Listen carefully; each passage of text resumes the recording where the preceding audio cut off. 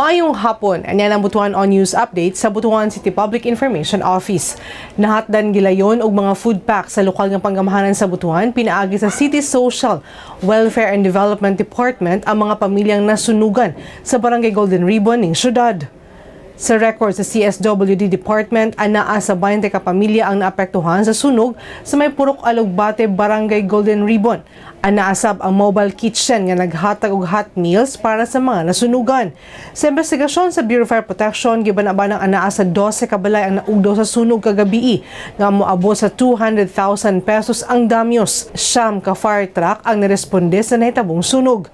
Wala may gikatahong samdan sa insidente. Malayon pang giimbestigahan sa BFP ang hinungdan sa sunog.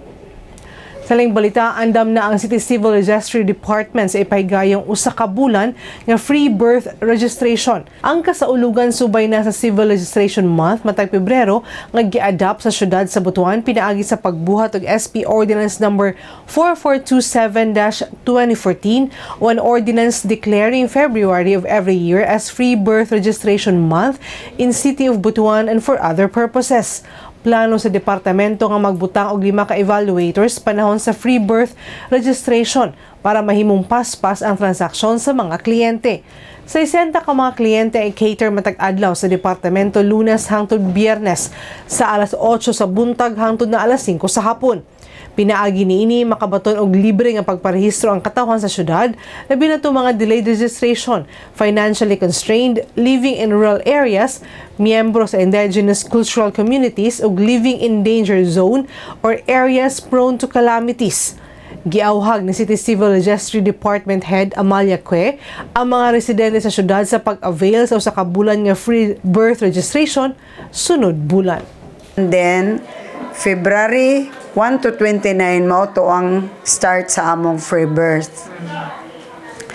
February 1 to 29 with selected barangays pod. At the same time simultaneous ni siya nga mobile birth registration gihapon aside sa among diri sa office nga kuan nga birth. Og sa February 8 naapod mi isa ka activities nga CRVS quiz B para lang sa among mga staff.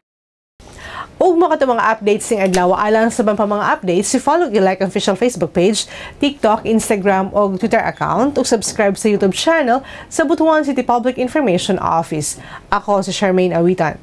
Daghang salamat.